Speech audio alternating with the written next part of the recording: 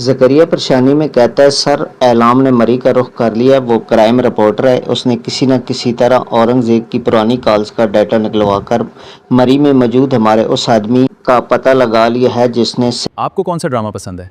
Comment में अपनी राय का इजहार ज़रूर कीजिएगा। चैनल को सब्सक्राइब और वीडियो को लाइक कर दें।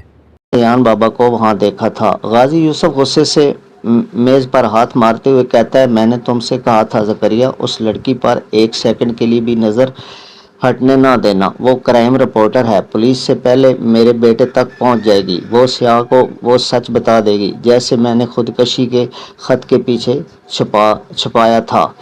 ज़करिया जवाब देता है, सर असगर और उसके आदमी मरी पहुंच चुके हैं। वो एलाम से पहले सियान बाबा को उस गेस्ट हाउस से उठा लेंगे।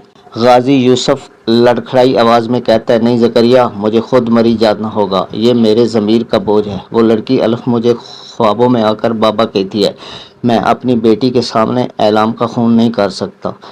चलो फ़ौरन मली चलते हैं। रानिया बानो कहती है, यानी तुम हिसाब किताब का काम इतनी सफाई से करते हो। तुम्हारी लिखाई और बातचीत से तो लगता है कि तुम किसी बड़े घर के चश्मे चिराग हो।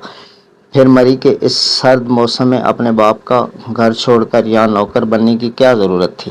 सियान हल्की मुस्कुराहट के साथ जवाब देता है, कुछ घर ऐसे होते हैं मैडम जहाँ दौलत तो बहुत होती है लेकिन वहाँ सांस लेने के लिए मासूम का दिल चुराना पड़ता है। मैं उस दौलत के साय से दूर रहने आया हूँ। मेरे दोस्तों, आज के लिए बस इतना ही। अगर वीडियो पसंद आई हो तो इसे लाइक करें और हमारे चैनल को सब्सक्राइब करना मत भूलिएगा। इंशाल्लाह मिलते हैं नेक्स्ट वीडियो में। तब तक के लिए अल्लाह हाफ़िज़।